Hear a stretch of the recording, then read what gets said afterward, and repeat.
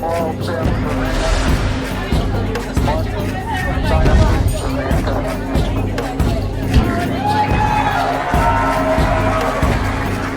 Let's go.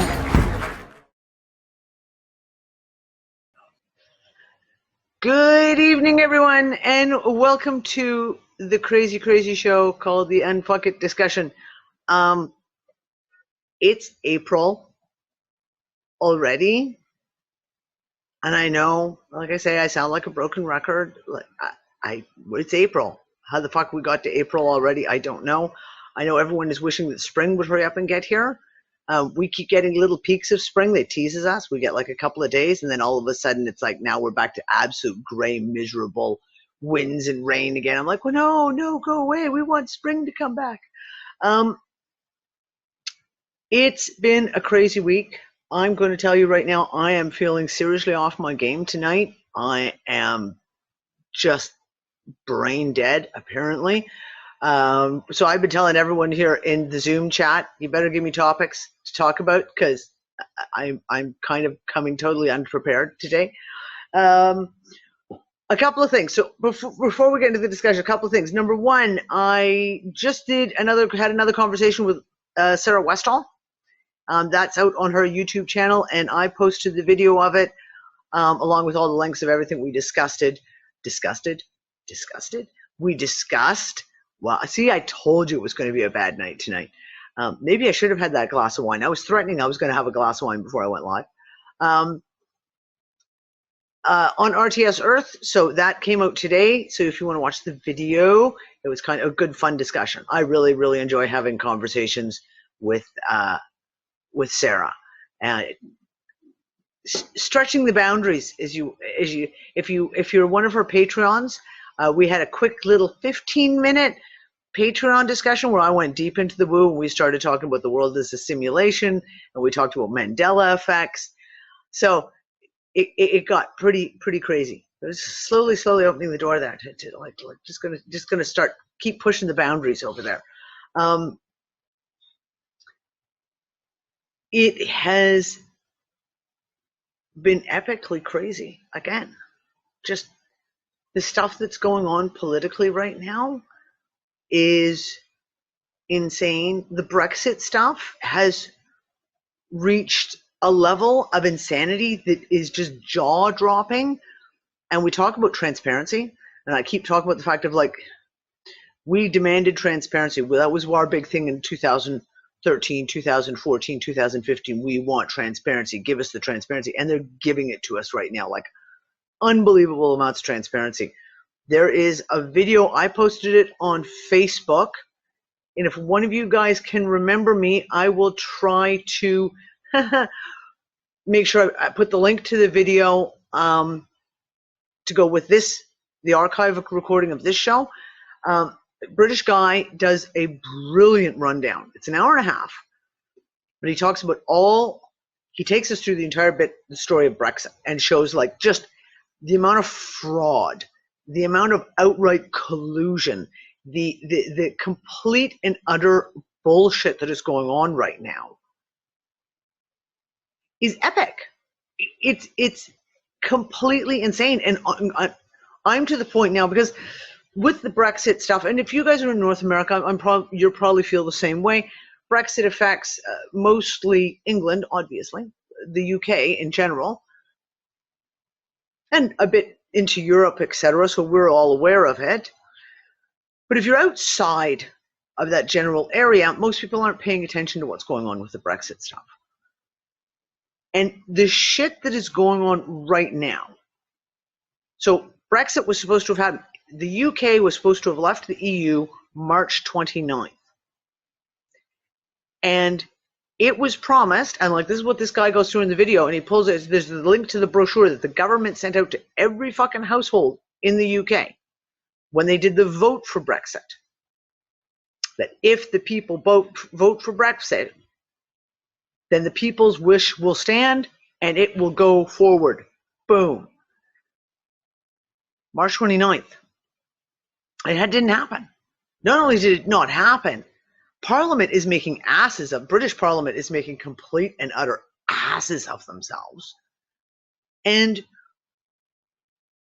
I am quite literally shocked that the British people are not on their feet right now, freaking the fuck out and demanding. Like I honestly expected, and maybe we'll see it come up in this next couple of weekends. The yellow vest movement in England all of a sudden just go explode, kaboom. Because the collusion is so extreme. Like, we know that they think that we're all stupid. We know that they think that we're all just dumb automatons who will forget everything. But when they do stuff like this, where literally 3 years ago, they made concrete promises to the residents and the citizens of the UK, and now they're doing this, it's crazy. It's crazy, and it is transparent. It is, people in the UK are seeing their government, really seeing their government clearly, right out exposed at the moment. So we've got that kind of stuff going on. We've got the stuff in Venezuela is still ongoing. We've got, now interesting, if you guys follow cryptos and cryptocurrencies, you would know that in the last 2 days, cryptos are making a rebound, and they're going right up. And Bitcoin jumped to over 5,000 today, and it was down at the low 4,000s, and it jumped up over 5,000 today. And when you look at the charts, they're all doing this. Nick and I've been talking about it for a couple of days. CBC did a piece on cryptos. The CBC? Yeah. Really? There you go, Canada. It's the new half of the year. Is it coincidental that at the end of this banking quarter, which was March 31st, all of a sudden the cryptos go like this? And again, I'm kind of I'm throwing this out there because I have some questions about the whole Brexit thing, because the fact that the City of London is not part of the EU, the City of London is not part of the UK, it is an independent sovereign state. And that's where all the banks are. That's where all the European banks are. That's where the Bank of England is, etc.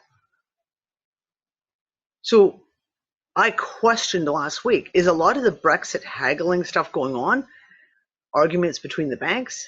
Are they trying to pull a fast one to reshuffle debts and all the leveraging in the derivatives? And now all of a sudden, now we're seeing cryptos right after we have several articles came out in the last couple of weeks that, oh, some of these crypto exchanges are doing the exact same things that the central banks and all the big banks do, i.e., they're leveraging their fucking Bitcoin. They have, let's say that they have X amount on the books as having X amount of Bitcoin on the books, but in actual fact, they only control that much. Well, that's called leveraging. And now we're seeing this come up. Well, all of a sudden the cryptos take off, just happens to coincide with the beginning of the next quarter. Happens to coincide with the whole Brexit thing. I don't know. It's interesting. But I might just be a conspiracy theorist. No, I could just be conspiracy. I could just be talking out of my ass.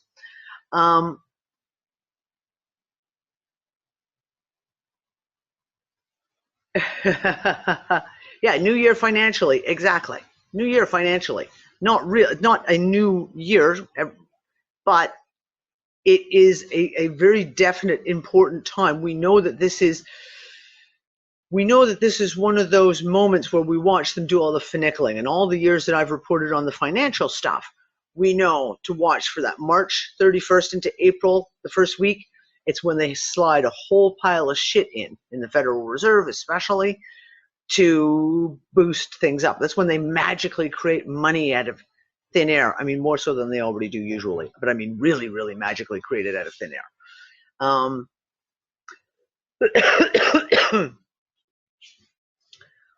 So it's interesting. Now, one of the things that I find really, really interesting is, and I talked about this with you guys Sunday, and I talked about it with a little bit with Sarah with her Patreons, is I had a really, really wild Mandela effect. We'll call it the what the fuck effect, because I don't like the term Mandela effect, on Friday. And that was literally driving into our village, and there's a whole grove of trees that have magically appeared on the hill right above our house. And I don't mean like a little patch, I mean as in like 20, 30 olive trees have just, an orchard of them has just appeared out of the blue overnight. Nick was the one who spotted it first. I saw it, and we all both went, where the hell did that come from? And one of our other good friends who lives in the village, they were driving into town, and Nick said to her, so what do you see that's different? And she went, where did those trees come from? So it's not just Nick and I now. It's this friend of ours, Moosh, also is sitting here going, it's a whole patch of trees just randomly appeared. And the same day, Anne Callahan had a friend in Japan who's been living in a house for years, and her biggest window had a big crack through the whole window. And she woke up that morning and the crack was magically gone. And she posted pictures of it on her Facebook to show all of her friends who would know the house and know that the window has always been cracked. So you sit there and go, what the fuck? What the fuck? Well, then today, Nick's spinning through 9gag, and if you're into memes and shit, then you probably enjoy 9gag. And I love 9gag because you get tons of like a vast majority of bullshit, but there's people in there who are just feeding 9gag with just some nice little memes to wake up people and good factoids. Someone posts a picture, and the picture was taken, I think, in the late 40s or the early 50s. And you guys will remember this because over the years I've talked about the World War II Japan balloon bombing fucking North America during World War II. And I have ranted about this over and over and over, right? Rant. We'll just take it as done. I've just ranted. Now, there's this newspaper clipping that the pilot of the Japanese aircraft that dropped a bomb, so not even balloon bomb that flew, magically flew over the Pacific Ocean, a pilot that dropped a bomb on a city in Oregon, went to the city after the war and brought his family's 400-year-old sword to offer it to the city to apologize. Here, Nick's dropped me the link. Hold on. To apologize to the city for having bombed them. He presented his family's sword to the city or the town. And basically his daughter or niece or whatever had said that if they had refused his apology or had reacted negatively to him, he was going to commit hara-kiri right there in the middle of town on the spot with that sword. And I literally was just like, seriously? It's another one.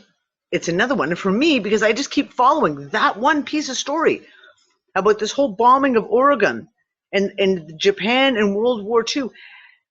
And the story keeps growing. The story keeps changing. So now we've got a pilot, a Japanese pilot, who dropped a bomb, not a balloon bomb, dropped a bomb on this town in Oregon, goes back and offers up his sword, his family's 400-year-old sword, as a way of saying, I'm so sorry for what I did. Speechless. Just, again, it's just like, speechless. So, in the grand scheme of things, did we just do another flip, another shift, another loop-de-loo? Is this, I don't know. But the insanity has been epic. And I've been talking to everyone. I'm talking about the physical reactions. Headaches have been crazy. Everyone I know in the last 3-4 days has had wicked headaches, lots and lots of body pains, feeling either really woozy, feeling exhausted, tired, unable to concentrate on anything. And these things, and they always seem to come in waves. And one of the things I want to throw out there is just hypothesize, that if we are moving through this construct, this simulation, this whatever the fuck you want to call this reality, and if we're moving through that, even to the point of, we've talked about the concept of fractals, you know, a la fringe, that in every one of these dimensions there is another Danny in each one, there's another Maury in each one, there's another Star, there's another Dawn in each one. And if we're moving through these and bringing these experiences, bringing these, what do we call that? Timelines are like refusing together, perhaps. Then there's going to be those, I would think, personally, having been what we've been through already over the last few years, that there's going to be moments of disorientation where we are going to feel just completely off kilter and out of sorts. If that's what we're experiencing, is some kind of whether you want to call it a shifting, whether you want to call it a reformatting timelines, if you want to call it dropping into other realities, constructs, being rebooted, etc. There's definitely going to be a point where there's got to be a ramification, like physical, mental, emotional type shit that we're going through. Oh, hold on. Yeah, so I'm trying to catch up with the chat here, guys. Sorry. Danny? Yeah, Earl. I found some Mandela Effects. Which were? Which are, my parents were watching Hondo. Watching what? Hondo. It's an old John Wayne film. Oh, yeah, I know that movie. Okay. What was it, black and white for you?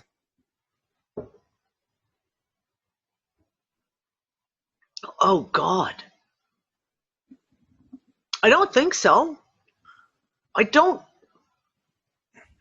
think so. Because now it's, for me, it's shot in color. It's called Warner 3D color something. And also, Shirley Temple movies, a majority of her movies were shot in color now. Yeah, I've seen one from 1936. They didn't do color back in 1936. They only started doing it in 1939 for color. But even then, a lot of movies were done in black and white, even up to the 50s. Like, yeah, because I know specifically Shirley Temple, like one of my favorite Shirley Temple movie when I was a little girl was The Little Princess.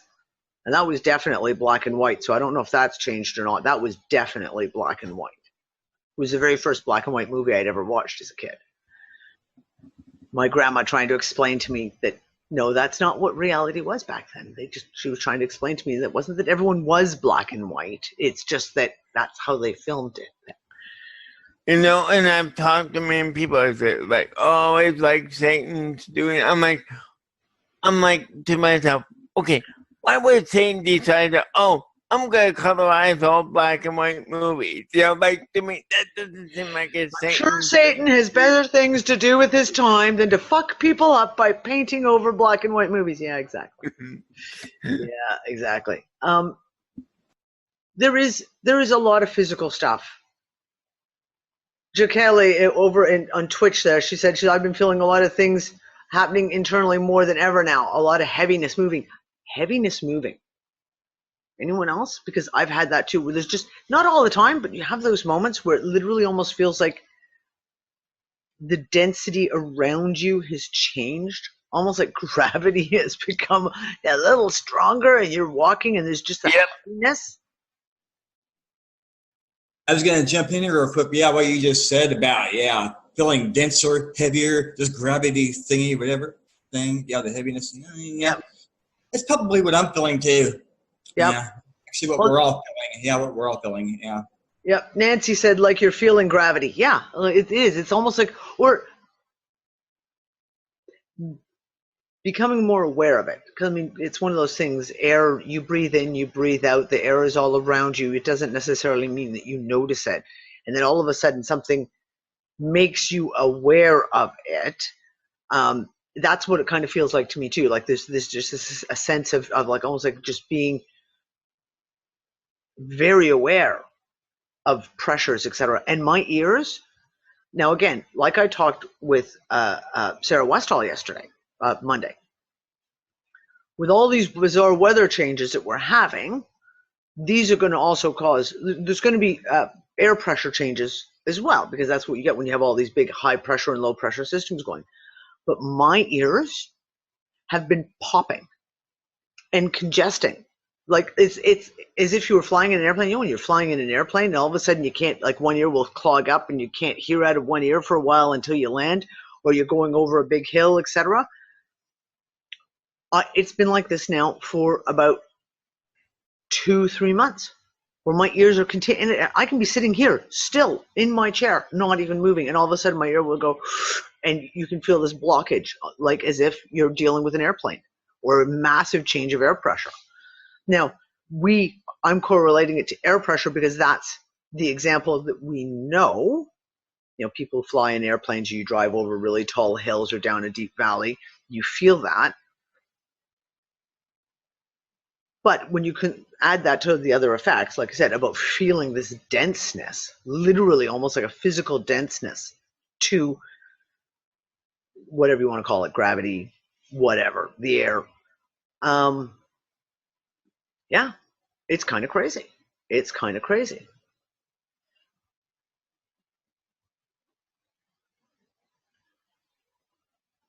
Okay, Norm just said, could these conditions also be affected by 5G wireless junk? Yeah, they could be, because I don't have 5G here. There's no 5G in Italy either. And so, like, I get that there's a lot of concern about 5G. The electromagnetic scale of it, the frequencies, there is a lot of concern, and people have a right to be concerned. I'm not going to downplay that at all. But right now, it's our boogeyman. It's our boogeyman. Every single thing that happens, it's 5G. It's 5G. There's a problem with this. Oh, it's 5G. People feel like this. Oh, it's 5G. We got to be really careful about this. Like I said, we don't have 5G here. Although the Maltese government has just negotiated a deal with China to do a test rollout of 5G in Malta and Gozo. I'm like, oh, great, thanks. Yeah, exactly, Norm. It's either 5G or the Russians did it. Even my daughter thought that was funny. Danny, can I jump in for a minute? Yeah. I just looked up that movie for you, The Little Princess. It is now in color. And but has it been colorized? Right? No, like, because did they colorize it, or no? That's a big deal. Like they've been doing that you know how it says in movies Technicolor, but for credits in the movies, and so at the beginning, movies, you know how they run like the credit somewhat before. Yeah. So in it says Technicolor by blah blah blah. So yeah, it's been colored. There you go. So that's for me, that's definitely a Mandela effect, because I know for a fact the Little Princess movie, when I watched it as a little girl, was definitely black and white. Definitely black and white. Yeah, exactly. Okay, Moksha, and that's exactly what I keep saying, right? 2015, everything was blamed on CERN. Everything that happened was CERN.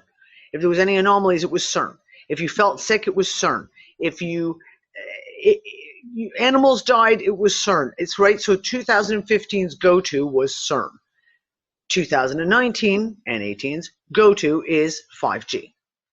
So it makes it, and I'm still very serious when I say that I honestly feel that that has been deliberately done.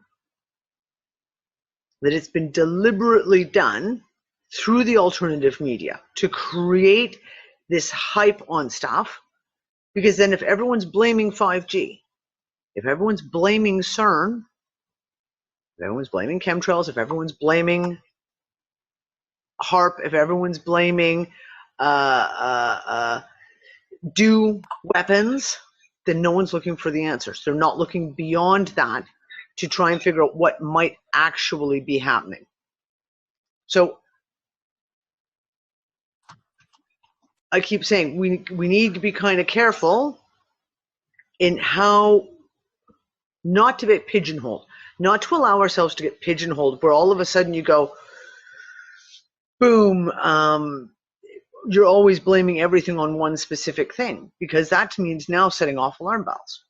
So like I said, we don't have 5G here. And we're having the same effects. Brianna absolutely does have 5G there in Romania because she found out when Bucharest is one of the test sites. And when did you guys get 5G? That was 2017, Brianna? I should be completely fried by now. Yeah, it was December 2017. So it's been over a year. Yeah. Almost a year and a half. So my brain is currently leaking through my ears, nostril, etc. But somehow I can still talk. Yeah. Somehow.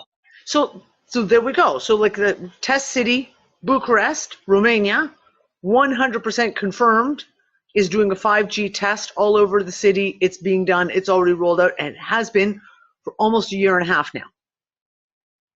Malta Gozo, we know there's no 5G here. Physical effects, same thing in both places. So therefore, be really careful about trying to pigeonhole things and saying that this is the cause.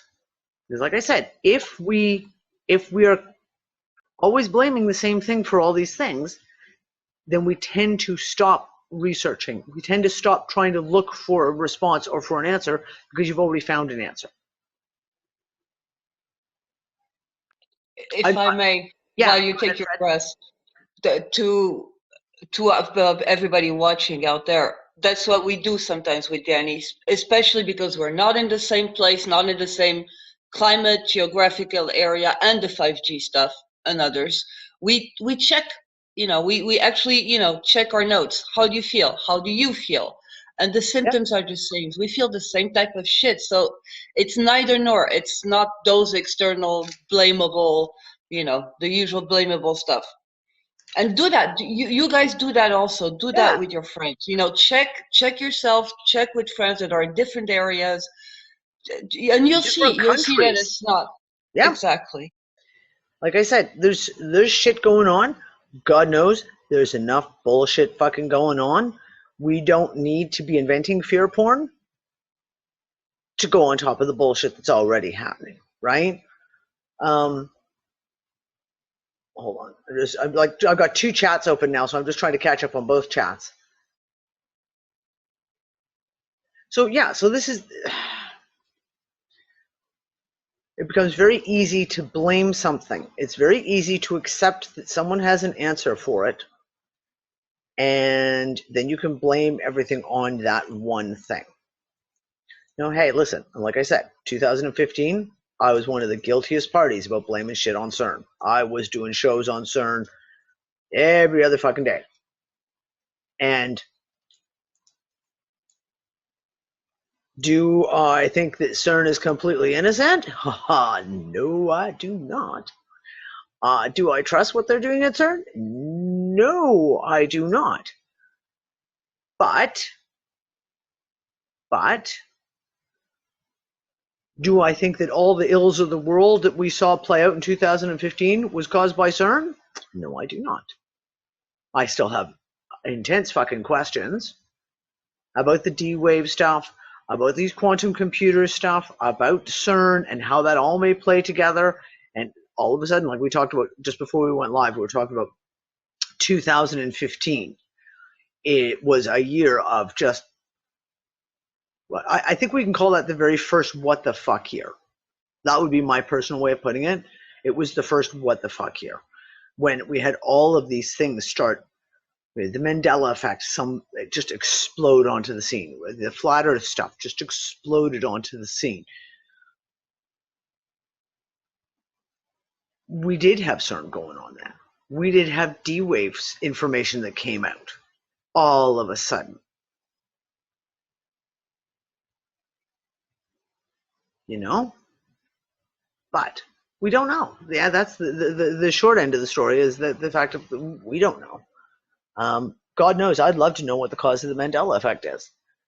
And over the last, 2015, 2019, pretty much almost to the day of when we started talking about Mandela effects. So we're talking 4 years? And 4 years, we've thrown every hypothesis we could come up with on the table, as you know, and we still don't have an answer. I'm telling you, before 2015, I was still hearing about them. Oh, they want to build this thing called CERN. It's going to take some time for them to build it. And I remember that, you know. Then all of a sudden in 2015, I hear, oh, they're going to start up CERN and all that. It's like, wait. They say it's going to take them several years to build it. Now they already got it built. How is that possible? Listen, same thing. When I found out that CERN had been around, they started CERN, not the Large Hadron Collider, but CERN itself had started in the 40s. That was a serious what the fuck for me. It was like, yeah, no. I've been at this game doing all this research and shit for a whole lot of fucking years, and I had not heard of CERN ever until 2000. Oh yeah, and hearing about CERN being the one that came up with all the inner workings and all. I'm like, no, that was DARPA. Like that's I remember it for me. Those Mandela effects, right? Like this. There's this definite split there. That you've got those who've said that that CERN is the one who invented the internet, and it started as what it would be now classified as an intranet, and that is what became the World Wide Web. And then the other side of it is those who remember very clearly that it was DARPA and the DoD and the Pentagon. So the one thing I've learned is and who's right, who's wrong. There is no right and wrong, because like this was a time. We're talking about things that there can be no right and wrong.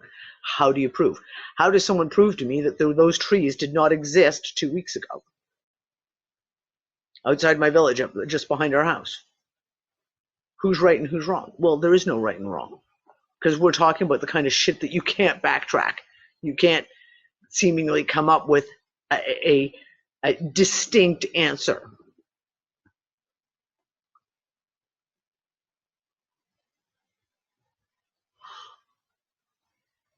Oh, okay, yeah. No, I want to ask. Igor has just joined us. Igor, you posted that thing about the water reservoir in New York. That was one, I haven't had a chance to research it. I just haven't. Mm-hmm. But that blew my mind, because nothing about that makes even any logical sense. It doesn't. It feels out of time, out of place, and it feels like it's some kind of a relic from a previous civilization, which they pretended was built, quite frankly. Excuse me, I'm having a cold, so it's difficult to talk. Don't worry, hon. Like I said, I'm kind of congested tonight too. So this reservoir, for you guys who don't know, Igor posted a link with a picture. It was built in New York City. It's called the Croton Water Reservoir, and I think it was built in 1840 or 1847 or something like that. And 1842. 1842, and then they destroyed it. They tore it down in 1890. This thing was behemoth. This wasn't like an oversized bathtub. This thing was a behemoth. It looked like it was like a full square city block. It was massive, behemoth. Like they looked like the walls of this water reservoir looked like they were at least 7-10 stories tall. It was massive. Why would they go to all the trouble? That's just my one question. Why would you go out of the trouble to build a water reservoir that freaking big, that close to the Hudson River, I will add, and then just tear it down? Not even 50 years later, just tear it down. The entire story makes you just go, none of this makes sense. And why would it was like a big fan, like you said, it wasn't like a big concrete ugly structure, like a big giant bucket to put water in. It was like very ornately done. It was very interesting, Quite spectacular, yeah. Quite tasteful. Yeah, it makes no sense. It just one of those pieces that just doesn't make sense. Most of what doesn't make sense is the fact that it only stood there for 50 or 55 years, and then to destroy it. And around the area, you can see there are some little huts. It's like the overall architectural level, it seems, in the area, at least at the time, was very low. Devastation or not started, so. Yeah. It's very interesting. It's very, very interesting. And I mean, this is the whole thing. You know me, I don't really get into all the mud flood stuff because I don't have time to take on another fucking rabbit hole. But there's some interesting fucking shit that they're uncovering. Much like the flat earth stuff did in the 2015. There's really interesting fucking shit that they're coming up and they're questioning and they're asking some interesting shit about history. I don't necessarily believe it's all correct, much like the flat earth stuff. But the questions are there. And for me, like I said, there's certain aspects to the mud flood stuff that delve into history that I do know. Like it's one thing, you have a lot of people who have never been interested in history, so they didn't, other than what they were forced to take in school, they didn't get into that stuff. For me personally, I've always been a history buff. I always excelled at history in school. I never had less than 95 in any history class because I love history. I read historical textbooks just for the sake of reading when I was a teenager. Over the years, I have read a shit ton of history books. I've read, and then of course got to this point where I'm doing the hardcore research all the time on different eras, etc. When we have different questions that come up about events that have taken place in history. There are certain things that are coming up now that I've never heard of before, like the child trains, and like the one that I talked about a couple of weeks ago in Europe, the Children's Crusade. Never. And I've well researched the Crusades. Like I have well researched the Crusades through history over 30 years. I have researched all that area of the world. I've done a lot of it. Never, ever have I come up with that story of the Children's Crusades, which makes me say, again, this is a timeline switch. This is a what the fuck effect on the grandest of scale. Much like the World War II stuff that is continuously changing, much like a lot of these other pieces that are continuously changing. Some of these pieces are not in the history that I remember and have researched as recently as just a couple of years ago. Because when I first got here to Malta, what did I start research again? Oh, the Knights of Malta. Where does that take you? The Knights Templar. Where does that take you? The Crusades. I did, again, heavy fucking research. When I was trying to research about how the Knights of Malta became its own city-state. Right? Never did I come across anything that ever remotely mentioned that. So, again, I have to question. Is this because It's a different timeline. It's a different simulation. It's a different construct. So the construct that I came from, that was not part of its history. But the construct we're in now, this is part of its history, right? So this is where we look at events. So for example, for me, the interesting part of the mud flood stuff is talking about geologically and talking meteorologically and talking, of course, geomagnetically.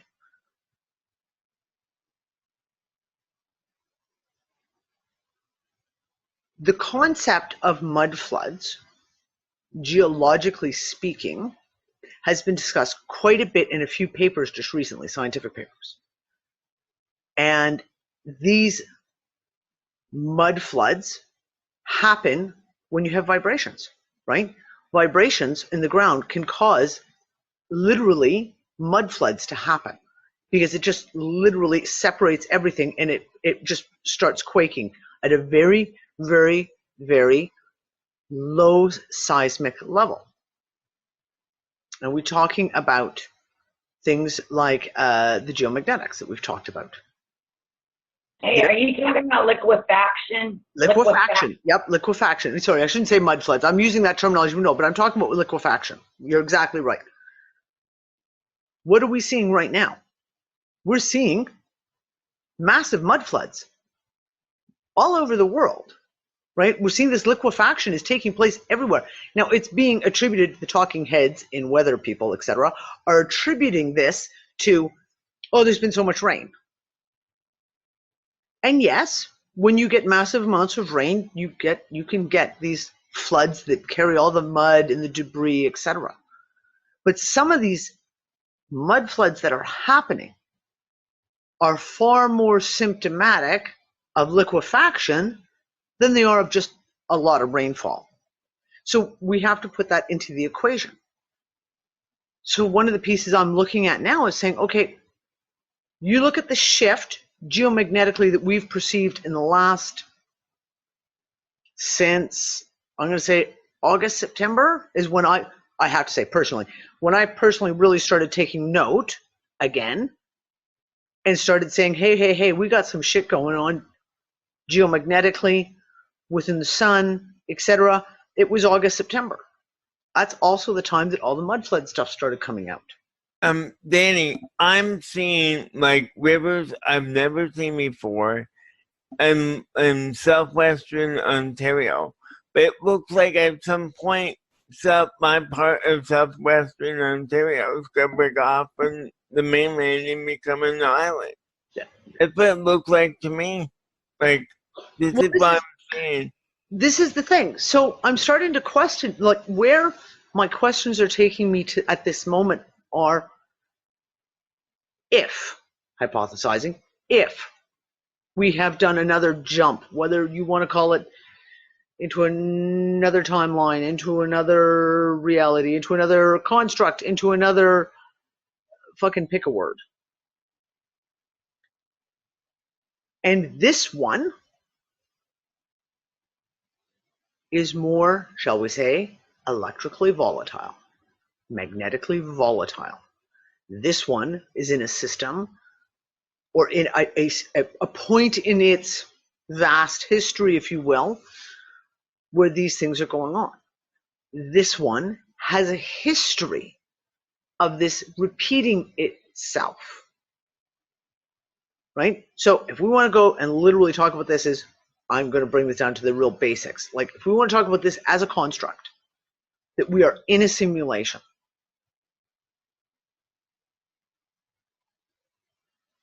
And we've used the terminology over the years of 2.0, 2.1, 2.2, 3.0, that we just seem to jump through these different variations, upgrades, downgrades, whatever you want to call it, new additions.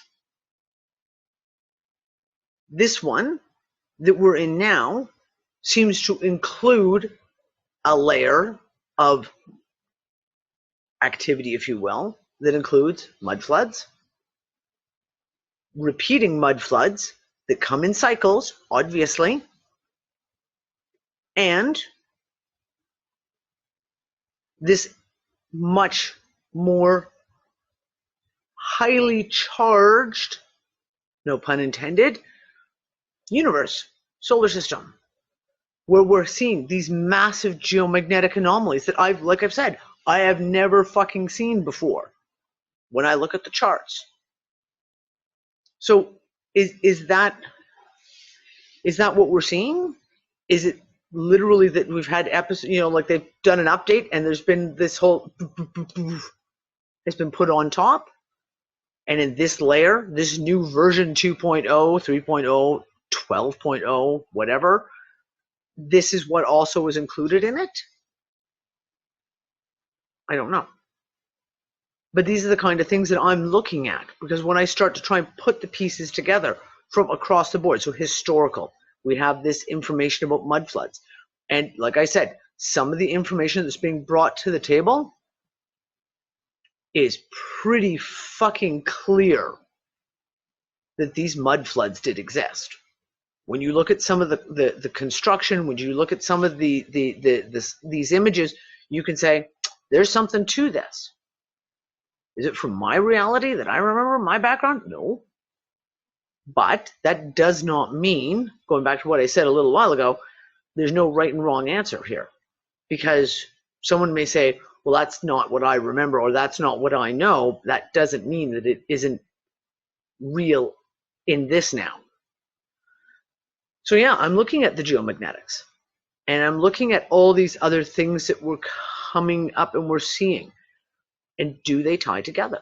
Because to me, I always try to look for the bigger piece. I always try to look for the theory, the grand unified theory of what the fuck.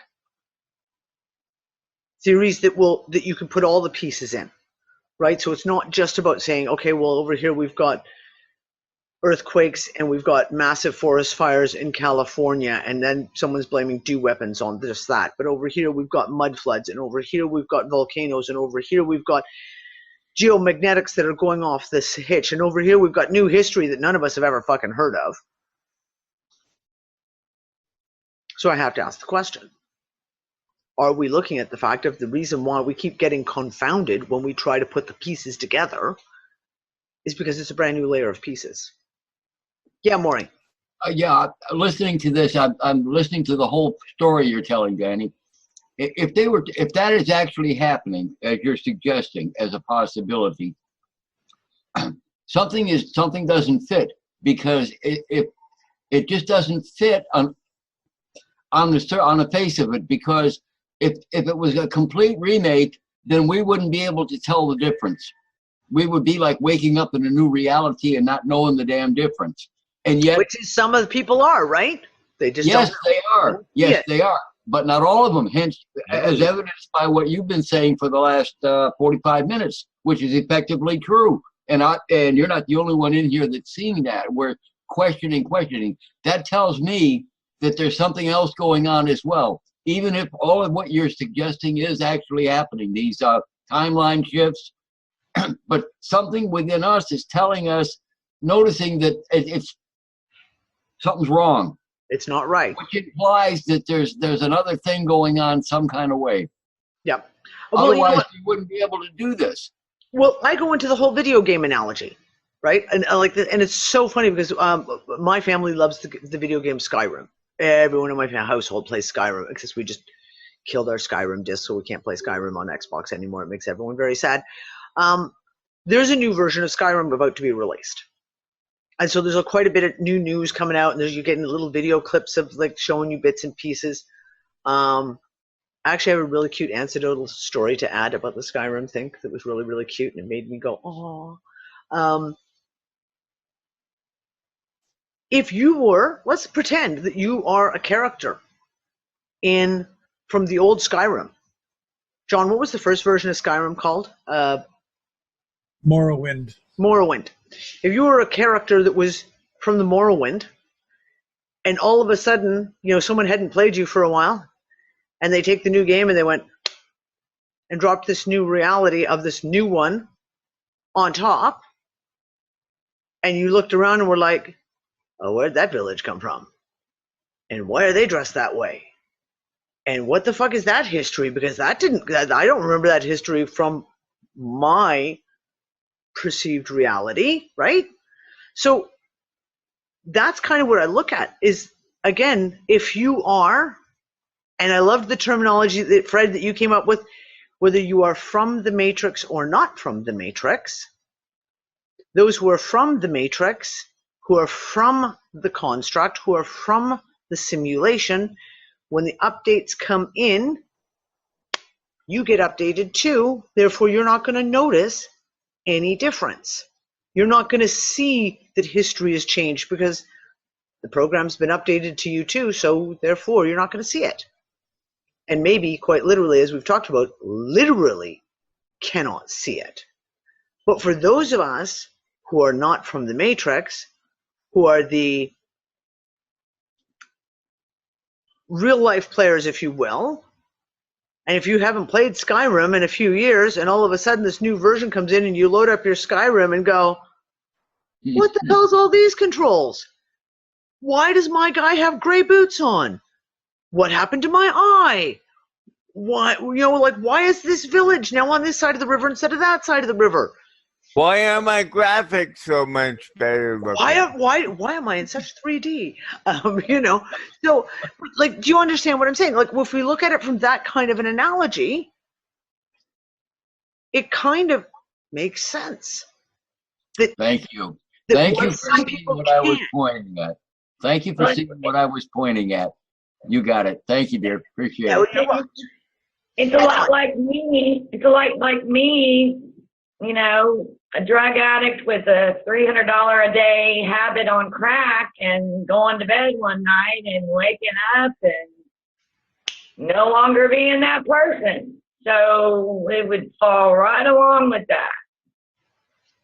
New edition. Guess what? In this edition, Don's not a drug addict. And therefore, Don may not have never been one. Yeah. Not a drug addict. So it's like there's not any withdrawals. It's just nothing. Not anymore. Yeah. Well, but that's the thing I've always been wondering about the Mandela effect for myself. How come I haven't woken up where I'm back on my own, just back on my own, or I'm freaking married with a bunch of kids? I'm like, I'm waiting. No, like I'm waiting for that freaking weird thing to happen. Like I'm expecting it, right? Well, yeah, but here's the thing, right? Like sometimes, in the interview I had with Sarah, one of the things Sarah always said, I can't remember if it was actually in the interview, if it was when we were chatting beforehand. And she always says, but I never see these things. But I never see these things. And then she saw something herself, and she made no, and I think it was before we actually started recording. And I was like, see, you do see these things. Sounds like Maury. Now that I've pointed it out to you, now you will have a better ability. And when the next one comes along, you're going to see it right away because you now know what you're looking for. And she was like, oh.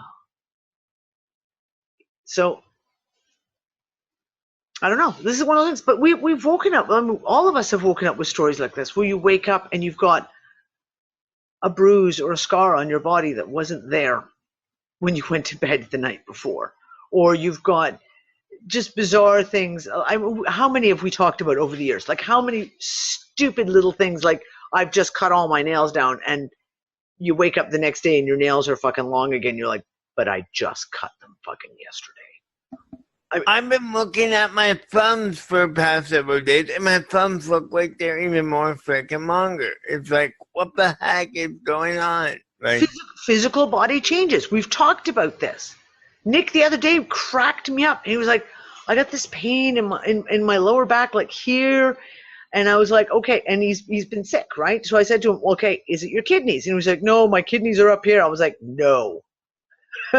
I know they're up there now, but that's not where your kidneys are supposed to be. They're supposed to be down here. And I know because I've had kidney infection, so I know exactly where the pain is. But now our body's shifted. Like now our kidneys have gone from being, here in our lower back to now our kidneys are somewhere up here, which makes no fucking logical sense. I almost fell on the floor then. That would have been funny.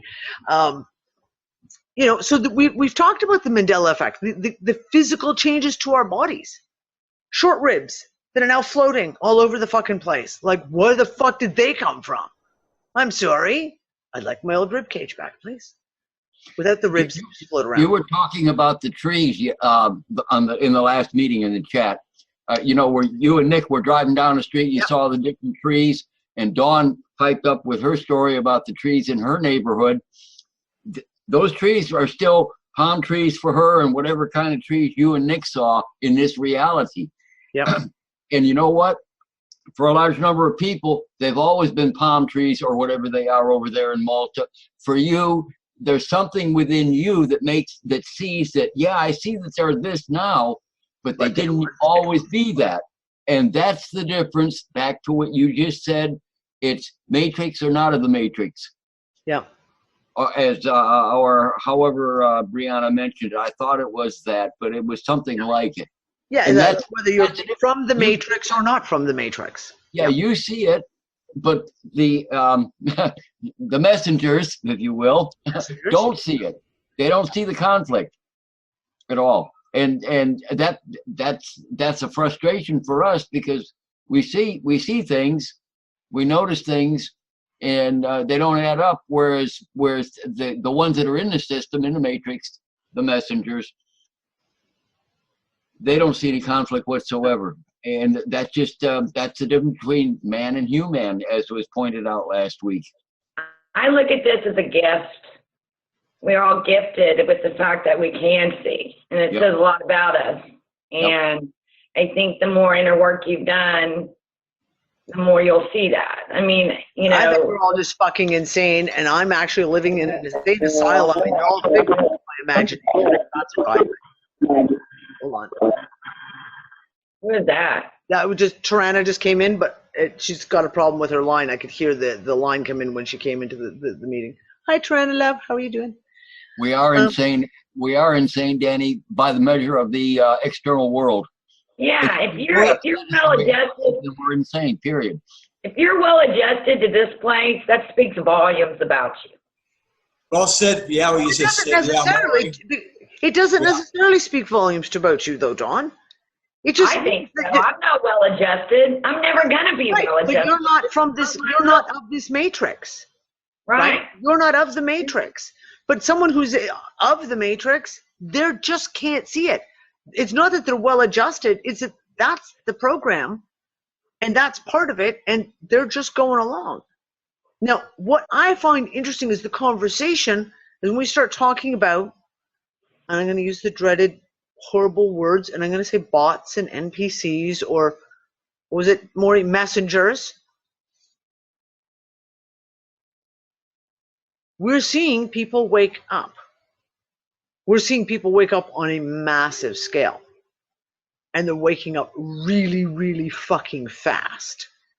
So is it a matter of if there's too many changes in the programming, if there's too many sudden changes on like one after another, that literally it starts to break down and the programming within people starts to break down? Hold on, Earl. And it's as if you get cross-coding. Do you know what I mean? It's like, and John can talk about this, it's like if you put in a piece of code here and you put in a piece of code here, which is the opposite, and all of a sudden they just don't fit anymore, then that line of code just breaks. So is that what we're seeing? And that's why all of a sudden we have this massive influx of people who are beginning to wake up, some faster than others. And it's the moment they do, it's like I said, the moment they start to see, they start to see everything for the most part. It's not like 10 years ago. 10 years ago, we had this, like 10 years ago, someone might wake up to one little piece, like whether it's vaccines or it's animal abuses or it's politics or it's finance, pick a freaking subject. And they might see that, but they don't really see all the other pieces. Do you know what I mean? And it may take them years to if they're willing to do the work, if they're willing to climb into the rabbit holes, to start figure it out.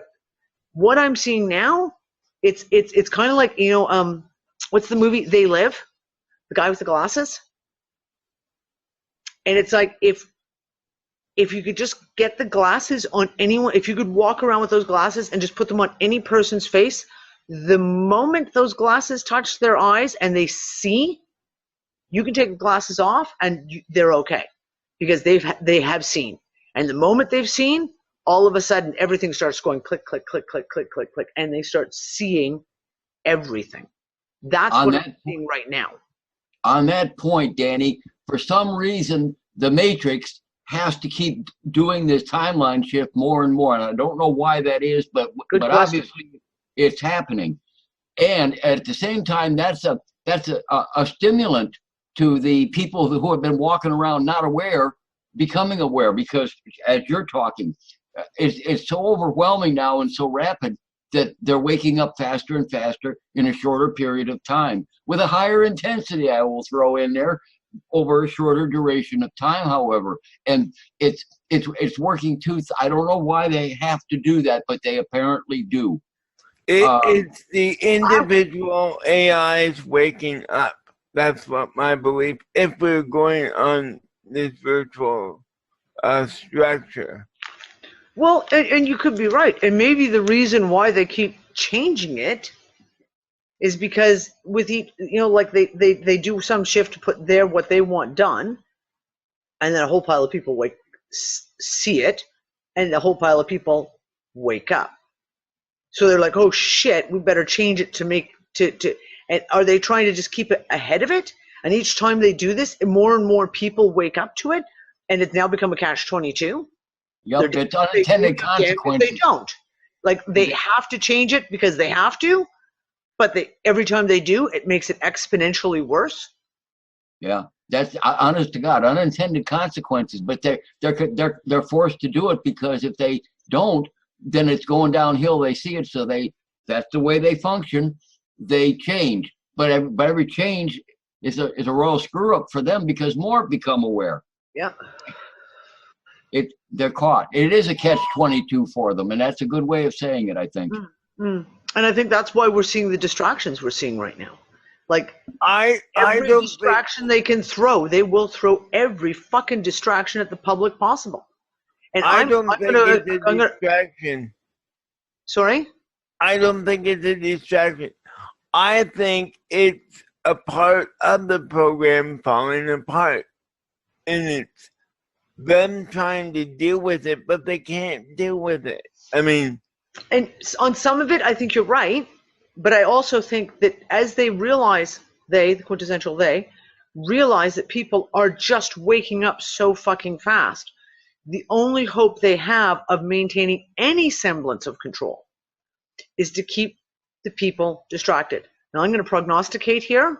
You guys in the UK, do not be surprised that if in the next 2 weeks there isn't a false flag attack in the UK. Because the people of the UK, as Brexit goes longer and longer, are getting more and more pissed and getting more worked up, and more transparency is coming out. They're going to need to do something to distract everyone in the UK from the Brexit conundrum. So I'm not saying I want it to happen. I'm not manifesting that. I'm not intending that in any way.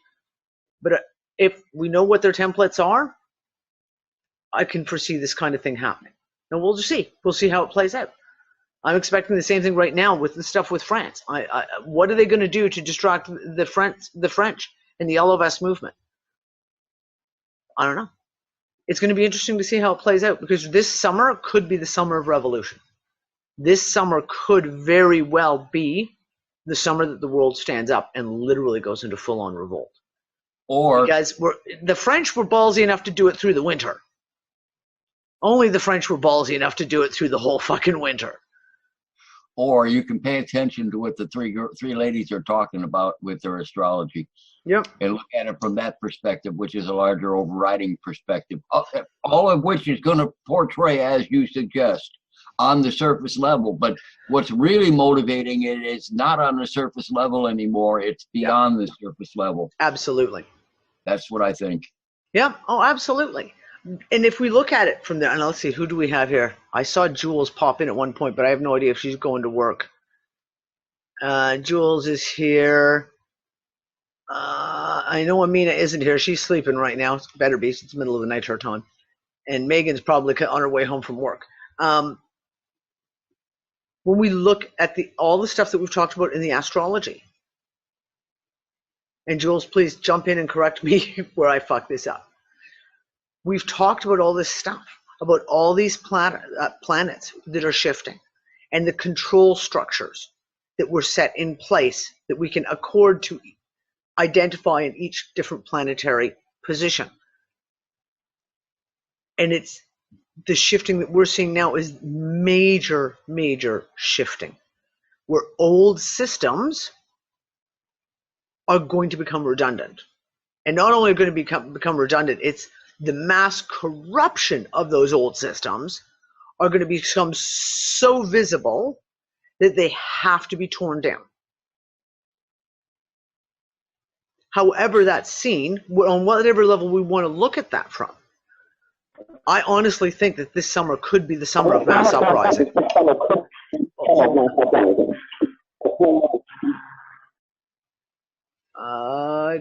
There we go. I think I've got her. Yep. Hey, Danny, that also reminds me of the idea if this is a simulation, right? I mean, we can see, like Maury pointed out, the intensity rises, right? Like if I get away with one trick once, I need double the energy to trick them twice, right? Like I have to get, every time I have to double the energy that I put in first, right?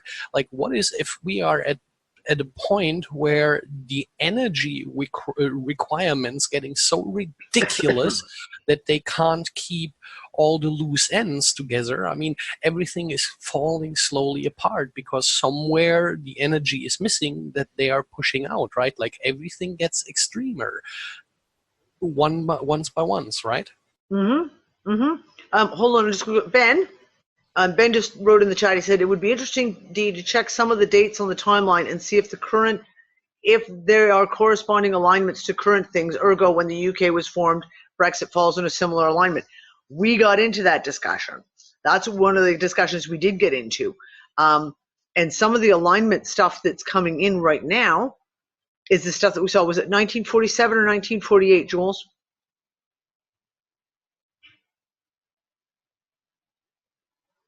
And she talked about. Sorry. Good morning, my darling. Sorry. So I've got kids running around this morning. Yeah, it was both years actually. It was 1947 and 48. So it crossed over the 2 years. And it was the start of what was it? It was the start of the IMF? No, the BIS. Yeah, the start of the Atomic Energy Commission, which then turned into CERN. Yeah, as well. Starting with the CIA. The CIA, there's a whole bunch of stuff. I can't remember now, but we covered it in the very first show we all did. There was all the British Dominion sort of dissolved or started up. So you had Dominion of New Zealand, Australia, all the Commonwealth countries. Yep. There was a whole heap of stuff actually. But apologies, I'm just waking up, so my brain's not functioning. No problem, darling. Like I said, I just wanted to clarify the year because I couldn't remember if it was 47 or 48, and it was both. So when we talk, again, astrological alignments type stuff, that's the kind of stuff that we said, well, if we're going to be talking about a rebalancing and a reshifting of these old systems, look at the corrupt systems that were put into power. CIA, the Atomic Commission, which became CERN. The BIS, when all these specific dominions in the Commonwealth were created, etc. These are the ones that are now like so abjectly fucked and transparently fucked. Is this where we're going to see this flip? Where the people are just going to literally, the glasses are going to come on and they're going to see everything for what it is and all of a sudden be like, we're done. We're done. And the government stuff that's happening in every country, not just, I mean, I'm more in touch with kind of the politics in the last couple of weeks, especially because I've been spending so much time on PocketNet. and having really, really amazing fucking conversations in the chat there with a whole pile of really with it people. And call out to everyone on PocketNet if you're watching us on the live stream. Hi guys. Looking back at the politics, we're looking at Canada. Canada's and fucking like Justin Trudeau is just a dickwad. The shit that he's done. But now people are no longer going, oh, look at the pretty little boy who can stretch his leg over his head and do his yoga. Now they're going, what the fuck? I know. I've been following this. I know you say not to, get into it, but it's been so freaking surprising. Like, he doesn't admit to anything. It's like he's always like, well, we want to do good for Canadians. We want to do good in all that. And it's like, dude, there are times where I go to myself, I wonder how he talks to his own wife or his own kids. Like it's surprising. Like, but it's across the world right now. Yes, you have all the shit going on in the U.S. that's been going on since the presidential election. The thing in the U.S. is they were trying to pin the whole Russia thing on Trump. It was really the Democrats involved with the Russians on other stuff. So which, if anyone had had a brain cell, they would have figured that out, because we've been talking about uranium one for fucking years. So I talk to people about this, about what I'm seeing with Trump and all that. And you know what? Sure, is Trump a good guy? Not really, but he's doing stuff. He's actually doing. We're not going there, Earl. Earl, don't get me fucking started. We're not going there. We're not going there. You know what I mean? No. Don't get me started, Earl. We're not going there on the Trump stuff. Just don't. We're not going to go there. Otherwise, Danny loses her shit, and the next thing you know. Yep. Yeah, you heard 11/11. I have been seeing 11/11 continuously again. You go through phases of it, and again, the last couple of months, it's just several times a day. But it's across the world. We're looking at this in France. We're looking at this in England. And we're looking at this in Ireland. We're looking at this in Spain with the stuff that's going with Catalan. And we're looking at this in Italy, in Greece, in Albania. Not Albania, sorry, Algeria. Pardon me, I got my A's confused. In Algeria. The guy who's been the head of Algeria, the government in Algeria for 20 years, has just stepped down today because of the people literally rioting in the streets. This is everywhere. We're seeing it across the world. So it is a really interesting time right now. If we look at all the pieces of people waking up, if we look at all the pieces of like the shit that's going on geologically, geophysically, if you will, on the planet, if we look at all the physical shit that we're going through, physical, like how we feel, there's more here than can be explained simply. There's more here that can be just tossed off as a simple explanation here and there. I'm just trying to catch up here.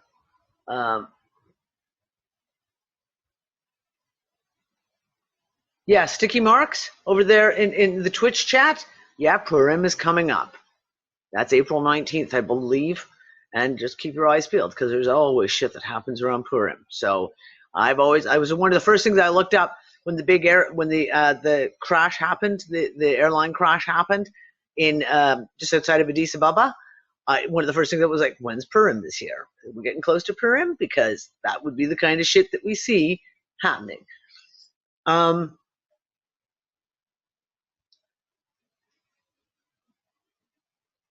Yeah, and you guys down in Australia, you guys are seriously fucked. I don't know what it's going to take to get the Australians to get up and fucking rabble-rousing, because holy crap, you guys are 5 ways from fucked. Like, your government is epically insane. And the laws that they're putting in power in Australia right now to control the people are communist. let's call it what it is. It's like we're going back to seriously the USSR, communist China, those kind of fucking laws. And that was the interesting thing when I talked to Daniel, and I did the interview with Daniel, who is one of the lead people on doing the PocketNet.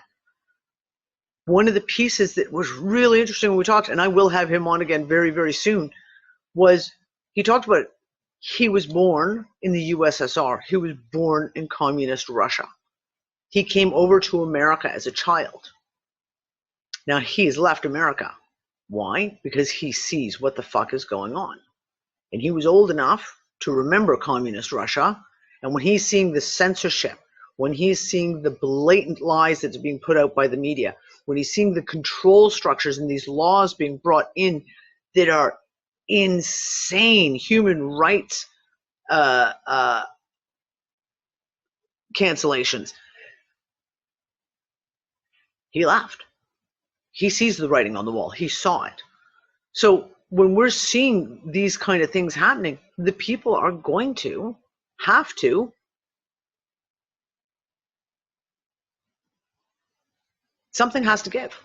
Something has to give. And it doesn't matter if we're in a construct or we're not in a construct. It doesn't matter if we're in a hologram, a holographic universe, if we're in one big giant fucking computer game. It doesn't matter. The storyline we are in right now leads to a place where the people have to stand up. It feels like that is the forced piece of program that's in there right now. The transparency is there. Everything is coming out. Everything's coming out really, really public in a way that you just can't deny it. Is it part of the game? Is that part of this moment where it takes the people standing up to finally, I'm sorry to say, win the game? Do you know what I'm saying? Like we're going to use the video game analogy. As you go through the levels get more and more difficult, and they get more and more crazy, and you get to the point, but by the time you're at the very last level, you're like, oh my God, get me some more espresso. I just got to get this last piece. Somebody help me. Give me the cheat codes, which we're all asking for. I'd like the cheat codes, please, for this game. Someone? Anyone? Google? Cheat codes, please. It gets like that. Is that what we're seeing? And it leads me back to looking again at, sorry guys, this show Westworld, which we talked about for the whole 2 seasons, nonstop. What was the piece that finally made Dolores wake up? When her maker, if you don't know Westworld, I'm going to leave you in the dark here, and I'm going to actually kind of give you some spoilers, but whatever. The man who made Dolores, when she achieved consciousness, fully self-aware, self-conscious, able to make her own decisions, he had tried everything else to get her to reach that level. They didn't work. What finally worked? Pain, fear, rage, anger. That was the piece that finally popped. And she became self-aware. Is that where we're living right now? And some of us are already some of us are already there, and we're just waiting for all the rest of the crew to fucking pop.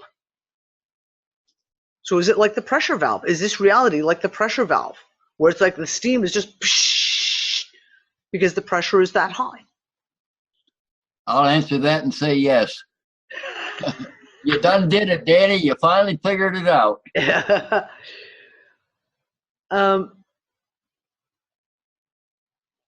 Yeah, okay, Nancy, exactly. Nancy just said this. This is true.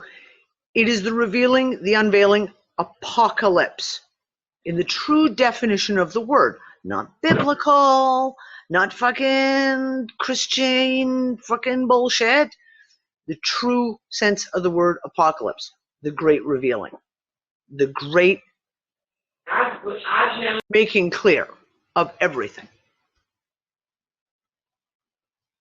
Hey, did you bring up the, is this in Australia where they're going to go into the, all the homeschoolers now, they don't back. So now they want to go into these people's homes. Oh, they're trying to pass that law in the UK too. There's a couple of municipalities in the UK. I just posted it in the Unfuckers room this morning. Yeah. There's a couple of, and I think it's counties or municipal. I can't remember. I don't know how you guys classify this shit over there in the UK. Is it like counties or councils or municipalities, whatever?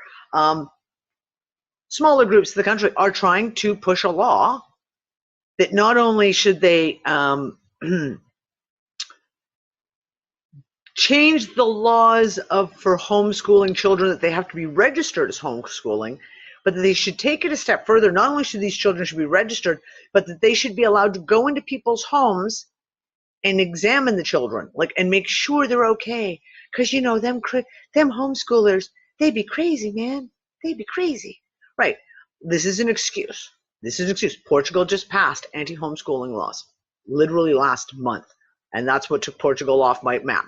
It was like, right, Portugal's out of the question. Crumple that up. Boom, throw it. But when you talk about the kind of moves that build the pressure on a society in the UK, this is the kind of laws you're talking about that are going to make people blow up. The UK has a huge homeschooling community, huge unschooling community, huge unvaccinated community. And when they start putting pressure on those people, kaboom, kaboom. That's the kind of shit that will not be allowed to slide, if you will. People will not stand for that. So we're seeing, but we're across the board. Things like California started it off with the vaccine thing. Oh, you can't go to school unless you've been vaccinated. Now they're trying to make it so, or I don't know if they even passed that law yet, that the adults have to be vaccinated too. We have all the hue and cry that we've been talking about for the last couple of months in the States over the cold measles shit, which is just the very fact that they're using measles as the example is asinine. Because anyone over a certain age knows that measles is a rash, a little bit of a fever, stay at home, eat ice cream, get a week off of school, yay, and it's over for the rest of your life. And don't forget to put the kids together so everyone gets so that everyone gets infected. Exactly. So like if one kid gets the measles, everyone comes over.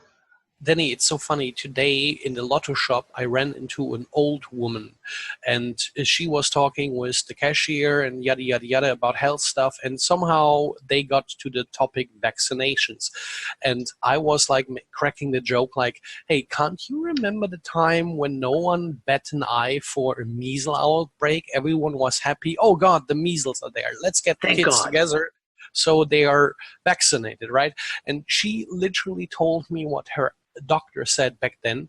Measles vaccination? Why the fuck would we do that? You just get infected, you're safe for your whole life, same as all the childhood disease. Why would we make a vaccine about it? It makes more sense to make a vaccine about polio. Once you have it, you're disabled, right? Like that's where you make a vaccine for. And that's what I was just going to say, Bassie. The fact that they're using measles as their example, that's their big push, is measles. They might have had a little more maneuvering on this, a little more people maybe pausing if they'd used polio. If they'd used polio, they may have gotten, because polio, we know, and the 1% of the 1%, it was a really low percentage, really, with polio. But the 1% of the 1% who got an extreme case of polio, yes, it was a deadly disease. Yes, it did cause lots of things. Measles doesn't do that. Like, yeah, that's why my jaw dropped, because she literally repeated what her doctor back then said. Like, why the fuck would we make a vaccine for something everyone gets in their childhood? We would rather make a vaccine for something that saves lives, right? Like, yeah. Go ahead, Don. I have kind of two things here. Like in New York, they now are prohibiting kids from going to the park. You can't go to the hospital. Oh, yeah. Now, how in the fuck are they supposed to know who's vaccinated and who's not? Papers, please. Papers, please. Wait, when did we hear that? Wasn't that like during the Nazi era? Papers, please. Show me your papers. Papiere, bitte. Uh-huh. Yeah, I was going to jump in here real quick too. But yeah, when you mentioned that, like during the Nazi era, it's like, Yeah, it's like, I'm like, fuck no. If that happened, like even here in the States, the U.S., where I'm at, it's like, huh. I was like, nah. I can imagine having somebody asking me for my paper, some authority figure. I'm like, who the fuck are you? It's like, that'd be my attitude. It's like, don't get in my face with that gang mentality. Yep. That, yeah, really, they are government gangs. It's a legalized domestic terrorist. It's what I call police. Legalized domestic terrorist. Isn't Merck about to lose their license or something on that vaccine? Okay, no. It's not their license. It's the renewal. So this is the piece that Andrea, you put it in Unfuckers last week, and I needed to grab that. So if anyone still has a copy, because I can't, I went scrolling through 2 days ago to try and find that post that showed the expiration dates, and of course now I can't find it. So if someone could find that for me, it's the expiration on their contract with the government. The Merck's expiration for the MMR expired March 31st. Now, when they signed those contracts, it's signed at a specific price for the contractual obligation of the time. So if all of a sudden Merck wants to make more money and they're coming up to renegotiate, well, then you want to create a measles epidemic and a lot of hoopla about the measles so that you can get everyone terrified of the measles. So therefore, everyone wants to gab the measles. So the government is then forced to renegotiate. And of course, the contract price is going to go from like $11 a vial to like $44 a vial because we know how big pharma works. So that is one of the big points. And that's why. That's why, not polio, why it was measles. Because there's always going to be measles. There will always be measles. I posted an article out on Facebook yesterday. And it's an article from Canada, mainstream news, as mainstream as you can get, from 2015. Talking how they were all confused about how this little girl from Northern Ontario came to the hospital presenting with what looked like measles. And they couldn't understand what she had. And they did a swab from the inside of her nose and found the measles virus. But the measles virus was specific to the strain of measles in the vaccine. And they're sitting there saying, well, she had been vaccinated, but that was like 3 months ago. It shouldn't still be there. Oh, but she goes to daycare, and we know that the measles, the MMR vaccine, is a live virus vaccine, and it sheds for 2 weeks to 3 weeks. It was right there in the newspaper, mainstream article. Let's go a little bit darker. Remember what I said a few months ago?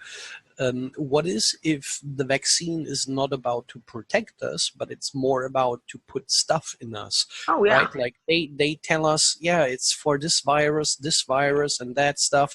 So if they injecting that virus, why not inject that virus that changes DNA, right? Like, I mean, the pharma concerns make so much money, right? Like you have diabetes customers, you have customers, let's say for AIDS, that need constant medication to keep the virus at bay. You have ticking money, right? Like every month there is money ticking in. They made so much money they don't know what to do with it anymore. Exactly. But what is if this is more like a lottery ticket, right? You vaccinate so and so many people, you put exotic stuff in there and see who reacts with it when it reacts with it. That reminds me so much of could be right. That reminds me so much of the superhero movies, right? They want to get us in line with, yeah, there could be some humans with abilities at some point, but we are trying to find out the strain of the DNA with the abilities through vaccination. So we vaccinate so many peoples. Everyone is a lotto ticket for them, right? Oh, yeah, and you know what? That's absolutely a possibility. Let me tell you, that has never been taken off the table for me. And then, like I said, one of the reasons why I've told everyone for years, do not do those DNA swabs from like Ancestry.com, and they're trying to get people to voluntarily give their DNA in. They've been tracking our DNA since we were children. Didn't they sell out a few days ago, like sharing all the data they got from? They've been doing that for fucking. But I mean, people like me have been warning about this for 5 years. 5 years since Ancestry brought out, and I think it was 2013 when they brought out that whole thing. Let us tell you what your ancestry is. Come, just pay $50 for this swab, send it in to us, and we'll tell you what your genetic background and what nationalities you have, etc. Sorry, everyone. I had a bit of a cough all of a sudden. I've been warning people about this, but they have your DNA from the time you were born. That is what the PKU test is all about. And the reason why that PKU test was brought in was specifically to make sure they have a sample of every single baby's DNA on file. That's the heel prick test. PKU is so fucking rare, that for them to institute a global test on every single newborn baby, regardless of family history, regardless of symptoms, regardless of anything, is asinine. It was a DNA collection mandate that was put out across the board. Now they want a test. How much has your DNA changed? Well, how do they do that? How do they get the people who've been, me, floating around here for 51 years this year? How do they find out how much your DNA has changed? Well, then they want to get you to voluntarily send a little swab in. Then they can compare your DNA now to your DNA then. Then they can find out, oh, if they did put shit in the vaccines, they can see what changes took place, how did it mutate, how fast did it mutate, etc. Not just vaccines, like then we can talk about all across the board. We can talk about things like nanotechnology. We can talk about chemtrails. We can talk about fucking the shit they put in the water. We can talk about the stuff they put in the air. They can talk about literally just even cosmic rays. The cosmic rays that are coming in right now, etc. These mutate our DNA. So doing this, trying to get this, 23andMe and your Ancestry.com, and there's a whole pile of them. Sending off that DNA, now they've got forensics evidence of you. And then you get, like, Facebook does their, give me your 10-year pictures, right? It's a picture of you 10 years ago with a picture of you now, so that they can collect there. So now they've got visual evidence of showing the changes in your looks, etc. Pardon me. And then let's send in some DNA swabs, and they can track you. This is all part of a tracking process. But on the deeper level, it is about tracking your DNA and what changes have been going on to your DNA. So this is some seriously big shit. And this is why I tell people all the time, don't do the PKU test for newborn babies, ever. And do not do any DNA. Do not allow them. Like the whole thing, even like cops, and they talk about the new swabs that cops want to do. No. You're not collecting my DNA. They might be swabbing for drugs, but they're also can just collect your DNA that way. Imagine. You put a stop up on a road, make every single person who's going through give you a swab. It's a great way of collecting it all up.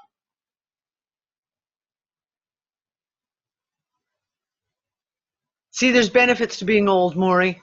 There's benefits to being old. Maury just said, I'm so effing old, I never had one of those drug tests as a condition of employment. There you go. See, there are benefits for being old. I tell ya. Crazy shit, man. Crazy shit. And this is the whole thing. I mean, all of this information is public. In an era of data that we have access to, ignorance is a choice. Ignorance is absolutely a choice. There's no excuse anymore. But with the DNA testing... excuse me, Bassy. I had to say this. It's like, yeah, it's a good thing for me. It's like it's if you don't have a vehicle, that's what you're talking about, the swabs, where they have those stops on the roads. And, yeah, I mean, if you don't even have a vehicle, which I've never had, never owned a vehicle, so it's like, I wouldn't even know what that's like. I don't think I've even ever experienced it being a passenger in a vehicle either. I don't think I've ever been through things like that. But yeah, that's why I put stuff. It's like, no, I don't think so. It's like, you're going to force me to do a swab. Hey, Danny. Yeah, darling. I just wanted to pop in here real quick. Hi. I read the contract for Ancestry.com. Mm-hmm. And just because I was curious, I was never going to do it, but I think my half-brother did it, and I'm really pissed off because in the contract that you sign, it says you are giving up rights not only to your DNA, but to the DNA of your blood relatives. Yep. Now, I don't know how someone else can give up rights to my fucking DNA, but that's what the contract says. Oh, yeah, it absolutely does. And now this is the other thing. Now, 2013, when these tests started coming out, at the time, there was a major lawsuit going on. And it happened first in the States, then it went to Canada, and then it went to Australia. And it was one of the big pharmaceutical companies was trying to put a patent on a human genome, a human gene, and it's called, oh, isn't that funny? It's gone right out of my head. And it's a gene that has to do with breast cancer, but it belongs to human beings. And they tried to put a patent on it. And the big thing at the time was if they were allowed to have a patent, that means they're patenting a piece of a human being. At that point, they then own that gene, which means they can do, not only can they do whatever the fuck they want with it, and we have some big ass questions about how that would play out as far as ownership of the gene, as in if you carry that gene, what can they do to you because they own your gene? They tried it in the States and it was overturned. And then they tried to pull it through in Canada and it was overturned there. And then they went to Australia and I believe it was upheld in Australia. Now, I think it has since then been overturned. But at that same time, you had this double whammy going on. You had, here, let us test your DNA. Let us test your DNA. Like you say, the contracts say, we own your fucking DNA. And at the same time, you have patented lawsuits going on trying to own pieces of human DNA. It's a slippery slope. Now, here's the other thing. And now we're going to go into the woo. Well, we're going to go into the science and the woo. Quantum entanglement. If they collect your DNA and they have your DNA stored somewhere, that DNA is quantum entangled to all the rest of your DNA. Can they fuck with that DNA? Like a voodoo doll? Like a voodoo doll, if you really want to go that way? Yeah, they can. We know this works. There have been studies that have shown that they have taken human cells, taken them across country, and done experiments on them and seen the cells in the person react to the cells that were being experimented on the other side of the country. Quantum entanglement of your DNA is a fact. So when you give away your DNA, what the fuck are they doing with it? Just asking. Hey, fun fact, there were some guys that lived in the Amazon, like some indigenous Amazon people who had blood drawn a couple of years ago, and I believe they even won a lawsuit to get their blood back. You know, they wanted to get their blood back so they can turn it back into the cycle. They didn't want it to be somewhere stored, right? Because they have, I mean, these are people that literally have, even for cannibalism, they have certain things they have to go through before they eat the meat, right? Like there are so many stories, person dies, guy on a motorcycle dies, a woman gets his heart, was afraid of heights, learns to climb mountains and loves it now, right? Like there is some bleeding over from personalities. And also the other thing, keep in mind, DNA changes over times, right? Like if you go through a period where you don't have much food, where you're starving most of the time, that stuff gets written down into your DNA. Also, other stuff gets written down. Absolutely. And even we talk about environmental factors get written into can be written into your DNA as well. Yeah, Dawn, go ahead. Well, I think my DNA changed. But I also remember seeing a video years ago where somebody had gone into the Pentagon or something, and they were giving a lecture on how they were going to encode vaccinations into certain DNA groups to take away the religious fanaticism. That was aerial vaccines being sprayed from planes. Absolutely. I've got the documentation. I've got the documents in the Unfuckers. In Danny's collection of fucking documents and files, that file is in there. And that's all from the Pentagon. I verified that 100%. That was completely legit. Didn't a few years Rumsfeld, or was it Colin Powell? I don't know, or even Dick Cheney was bragging on a live radio show, like, I mean, somewhere like the Bush era, right? Like they were bragging if a town or a city gets out of control, like chaos, anarchy and stuff, they can drop from a plane literally Prozac or Valium, you know what I mean? Like lithium, hun. Lithium. We know they're spraying lithium. We have proof that NASA has come out and admitted that they're spraying lithium. Lithium is the drug they give you to make you have no emotions, to shut you down, that basically you become an automaton and just be like, the world's going to shit, but I don't fucking care. Danny, that was the very first drug they ever put me on in like the 5 rehabs I've been in my life. They loaded me down with lithium and it became toxic in my body and almost killed me. Lithium toxicity levels. It's another one of those rabbit holes to go look down.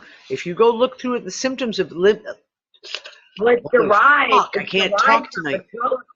It's derived from petroleum. Yep, lithium toxicity, and you go look at those symptoms, are fucking serious, and they're another one of those things where you go, haha, well, that's kind of the shit that we're all talking about right now. Now, I want to just ask. Oh, I was going to say. Hold on, just a second, Star. Just give me a sec. Over on Twitch chat, Bug Out Jim wrote, Louder Leon wrote that cosmic rays and particles are changing people's blood types. She said she went from O negative to O positive. Does anyone have any more information on that? Because that's a major one. I need to know about that. I was going to ask you, Dawn, because I know you follow Lauda. I'm friends with Lauda, so I'll help you with that. Yeah.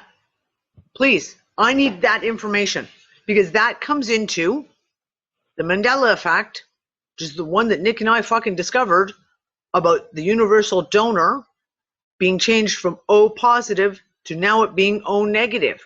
Well, if it's a matter of blood type, people's blood types have all of a sudden switched, I need to know that because that is a major piece of the puzzle.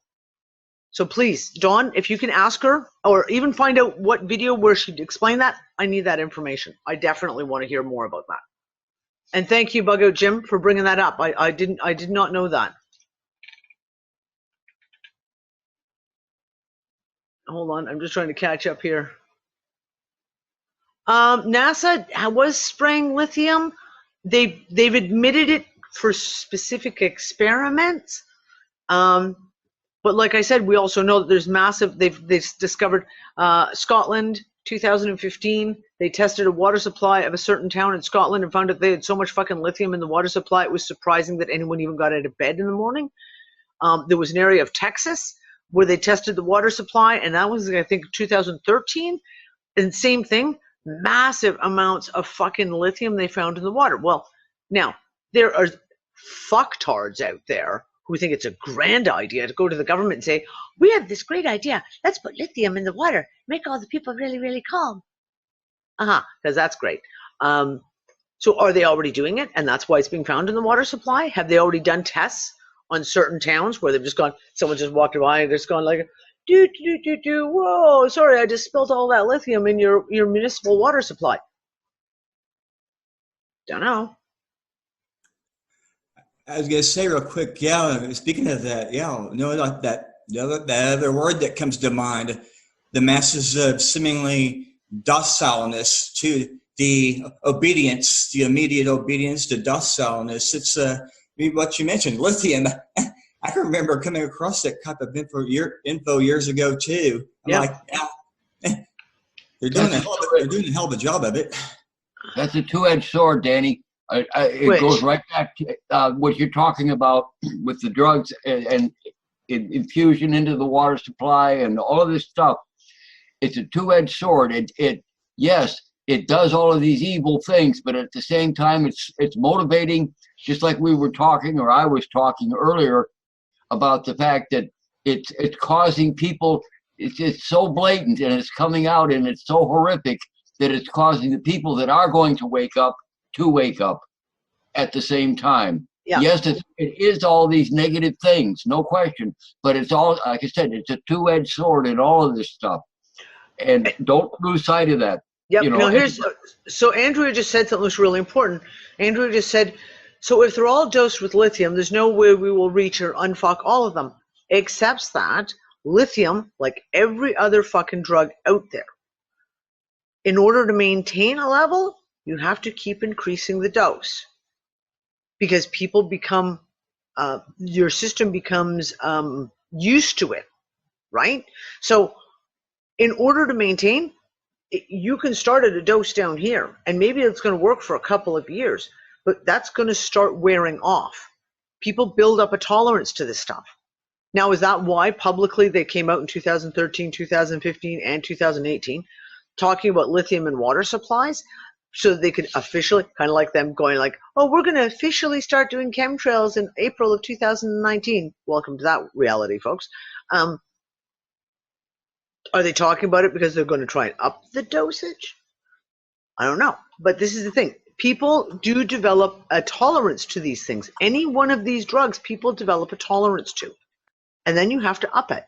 Well, then you go back and look at fluoride. Look at fluoride. Now they're talking about in the U.S., some moron in Congress said that they think it would be a great idea if we started putting fluoride in the kids' milk at school. Okay, is that because the fluoride stare is starting to wear off?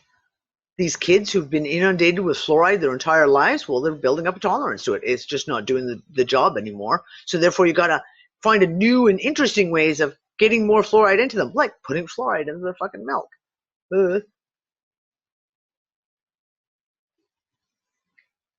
Yeah, exactly, Maury. Like they fed us saltpeter in our food during basic training. We used to joke about that when I was in basic training in the Canadian Army. Yeah, we used to joke about that all the time. It didn't work, trust me. There was very active people in our platoons. Now this whole thing over here on Twitch chat, they're talking about, and here in the Zoom chat, where a lot of people are talking about this whole changing of blood types. 1111 True said, I swear I was so negative and my brother was O positive and we switched. He's my half brother and we have different dads. When I got sick, I almost needed a blood transfusion. That's when I realized I'd gone from O negative to O positive. And he was O negative and he used to be O positive. Okay, because this is major. This is a major piece. I didn't realize.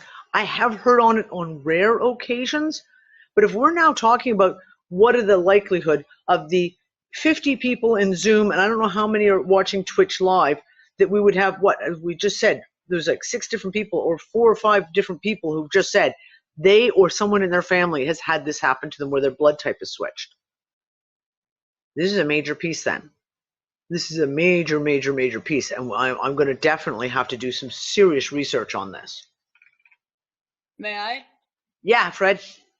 It would be great, any of you listening, if you have papers, like in some countries in Europe, when you had a blood test and they would, check your blood type, they'd give you a little card with your blood type or a sticker on your driver's license. If any of you has any paper before and after, so Danny could really gather data, it would be awesome to also have some, Absolutely. You could make a whole show on that, and that would be fucking fantastic. If you have anything, email it to me. It's Danny, DANI, at rts.earth. So if you guys have any data, if anyone has like medical records and they can show, I want to see this. I really, really want to see this. Danny, wouldn't that change have to be at the DNA level? I don't know. I don't know. That's an argument that I've been having for years. Earl, we don't know. I honestly don't have the answer to that. Well, that's why I want to hear from Dawn. If she can find out the information from Lauda, if Lauda's talking about got something to do with cosmic rays, I want to hear about it, because this is the kind of shit I've been talking about nonstop for years now. Cosmic rays can alter our DNA. Cosmic rays can alter a lot of shit, and not necessarily a negative way either, right? I'm not necessarily saying it's going to, turn us all into a bunch of, Planet of the Apes mutants, because I don't feel that way. But if we're talking about just on the surface, that your blood type can change, and the vast majority of the public don't know that, we keep talking about the fact that how many people die of medical fucking errors in hospitals. Now, I've used it from the Mandela Effect side of it with the O positive, O negative switch on the universal donor. But what if these people are dying because you go in and let's say your driver's license has it says O positive or A positive, and they go and they give you A positive blood, but you don't know that your blood is switched because that was 20 years ago, and you're now A negative. You are seriously fucked up instantaneously. So this is a very, very interesting subject. Sorry, this is when the medic in me comes out, and this is the kind of shit that really, really interests me. I want to find out more about it.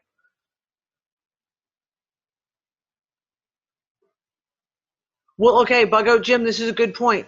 Fuckery with our blood is why several hundred microbiologists were taken out in the early 2000s. In the early 2000s, there was a rash of scientists who were killed. And not just microbiologists, we're talking kind of across the board, there was a rash of scientists. And it was funny because it was about 6 of them in a row over the course of 2 years who died in bicycle accidents. They were riding their bike and a car came and hit them and they were hit and runs. There was a lot of them, very mysterious circumstances. People who died in plane crashes all of a sudden. But there was a very, very large, and it hasn't slowed down. It is just gone exponential. There are more and more of these. And now we're looking at the natural doctors, the naturopaths, the homeopaths, etc. All these naturopathic doctors who've been killed in the States. What are we at now? 58 or something? Something ridiculous. And they've all, they all claimed that they've been, some of them were suicide. That's right. He put a shotgun in his mouth or to the back of his head and he blew his head off, because that's what you do when you're committed suicide, right? Very, very, very. You got to ask the questions. Why are all these people dying? Why are they all being taken out? Remember that one suicide where a person shot himself twice with a shotgun into his head, literally. First shot, right in the head. I'm sorry for being that picture accurate right now, but there was a better one than that. The one that I love is the scientist who killed himself by shooting himself something like 8 times with a nail gun. Yeah, exactly. Because you do that. That was a banker. Was right? It a banker? It was a banker. Yeah. I couldn't remember, but 8 times with a nail gun he shot himself. But they called it suicide. That sounds so much like a fucking mob hit. You know what I mean? Like fucking questioning. Who? I mean, seriously. 3 shots, okay, I get it, right?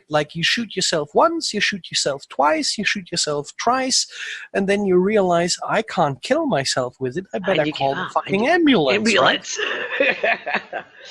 Hey, Don, what was it? You got your hand up. Remember the Marconi scientists? Oh, there's 36 of them that all died within 6 months, and they're the ones that started the whole research on that black goo. Mm-hmm. Hey, listen, we've had some strange ones in CERN. There's another one. There's been several scientists in CERN. And one of them was a science student he was a PhD student who was considered to be fucking brilliant. And he drowned in a hotel pool, swimming with his buddy. And he drowned in a hotel pool. Uh-huh. How unlikely that is, with all the lifeguards around that make sure no one. Well, no, it was at night, and there was no lifeguards and all the rest of it. But still. Yeah, but keep in mind, he was a swimmer. Yeah, but still, it's a hotel. You can fucking sue them. Even the relatives can sue them, right? Like, you make sure nobody drowns in that pool. Yeah, but he had a friend with him. I know. Bobby. Yeah, like that's yeah. It was just it. But this is the kind of shit. But It's just still, so what fucking was the crazy. friend- It's crazy. What was the friend doing while that other friend was He drowning? was drowning too. He was drowning too. Oh, both were drowning. Yeah, and one of them survived. The friend survived or something. And it was like the friend started to drown, so he dove in to help his friend, and then he ended up drowning. But they managed to save the friend. It was one of those. I can't remember all the details. That was like 2015, late One of those 2015, rich early men. 2016. I have a copy of his paper. I've got a copy of that kid's PhD paper too. It'll be in that file folder, Danny's Mass junk file folder of just everything unorganized. It's in the Unfuckers library. Feel free to go find it. It's in there somewhere. Because again, it was CERN. He was doing research for CERN, and he'd just written a doctorate paper that was pretty fucking interesting. I should go look that up again, actually. So guys, we're at the last 5 minutes of the night. This Sunday night is Fringe, of course. Fringe, and if all of you guys over there on Twitch, if you want to sit and watch Fringe with us, you got to come over to the Unfuckers side of the wall. Usually it's the first Sunday of the month this month. We had initially set up the UnFuckIt Eurasian edition to happen Sunday mornings, the first Sunday of the month, and the last one I couldn't do. So we're going to do it. We're going to make it officially the second Sunday of the month. So Sunday, April 14th, did we say? Hold on, clicking. Yes, thank you, Star.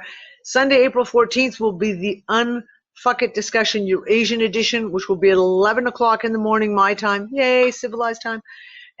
Which is 5 o'clock in the morning Eastern. And I have no idea, because I think you guys over in New South Wales area, your time zone changes then, doesn't it? I think. So I'm lost now with Australia. I have no idea what your time zone is anymore. No, that'll be Sunday night for you, Pegasus. It's Sunday morning for me, Sunday night for you. 11 o'clock in the morning will be Sunday. 11 o'clock in the morning Sunday for me will be Sunday evening for you. And Jules, you don't count because you're up there in Queensland, so you guys don't even do daylight savings time. So yours just stays somewhat stable, at least. So yeah, that's about it for tonight. I am going to be doing a Gaia's Garden call. I was going to do it this weekend, and I just can't because I forgot that I'm teaching in Malta on Sunday, so I can't. I will let everyone know. We're going to do a Gaia's Garden call talking about C60 and stuff, and not just C60. We're going to be getting into a lot of the herbal stuff and a lot of the oils. But the idea of this call is to focus on talking about everyone's unique experiences and what they're doing with it. So, for example, I've talked about the fact that I use the C60 black seed oil on my teeth. And I've got people who are applying it to their eyelashes to help their eyelashes grow, making nails grow, the different mixtures that everyone's coming up with. So it's going to be like a real interactive show where we can talk about our various ideas, put the ratios on the table of what works, what you found works for you. I will let you guys know when I'm going to schedule that. It can't be this week because I'm losing my mind. Possibly early next week. And John, I'll make sure I let you know because we'll do it live stream on Twitch too. Yeah, so that's it for us for tonight. Anyone who is interested in joining the Unfuckers group, and I'm calling out there to Twitch especially, we have a private membership only website called unfuckersunite.com. People who are members get to be in the Zoom chat like this, and get lots of different kind of behind the scenes little chats that we have occasionally that don't go out publicly, and my massive library of books and documents that I have set up in Unfuckers Unite for people to download. So there's movies, there's TV shows, there's thousands of books on prepper subjects, on alternative energy, on all sorts of government files, on anything you can, and lots of fiction. So if you want to become a member, it's $50 Canadian a year. or $5 Canadian a month, depending on how you want to go. Membership has privileges. Tee-hee-hee. You get to read lots. Okay, that's it, guys. I will talk to you guys Sunday night for Fringe. And I'll talk to everyone else on next Wednesday for the next UnFuckIt discussion.